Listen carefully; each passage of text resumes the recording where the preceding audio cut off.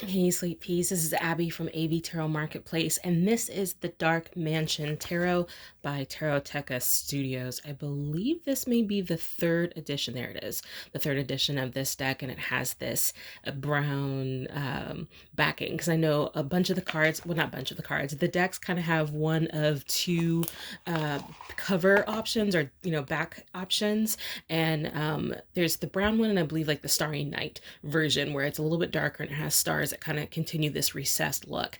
The cool thing about this deck is that it is a 78 card set. It has the matte gold edging. It has the rose petal finish. If you've ever put your hands on the True Black Tarot, it's kind of similar. It has that like luxury business card kind of feel or fancy book cover feel attached to it as well.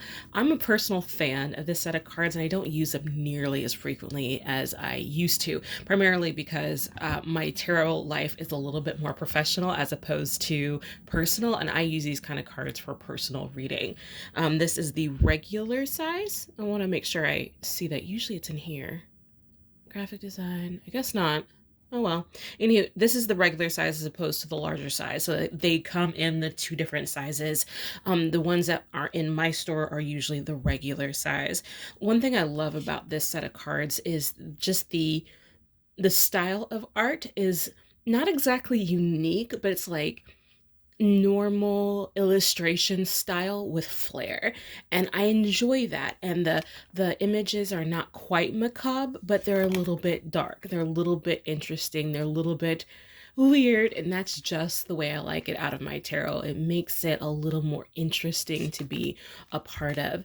I love that the visuals here are very on point for the natural meaning of each tarot card, so they're not too far off of the actual, or I guess the Rider-Waite-Smith iteration, excuse me, of the meanings. So they're very, very easy to read, and they have a great shuffling experience and reading capability. So if you are a hand over hand shuffler, super easy, even with that rose petal finish. Some people complain that a rose petal finish has too much traction.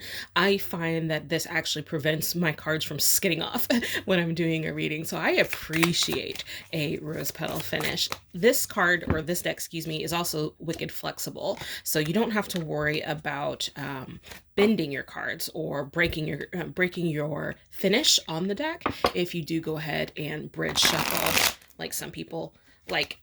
See if I can do it. There we go. Like myself like to try to do. I try to make a point of not wearing my rings when I bridge shuffle, because I don't want my rings to bite in on the edging and start making it go white. So many people don't do that, and so some of the cards that come into my collection sometimes will have bite marks from either nails or rings. Personal pet peeve. But other than that, let's see if I can do it again. There we go. So downside. One of these days I'll probably have to do like a skill. There we go. A skill course on how to shuffle.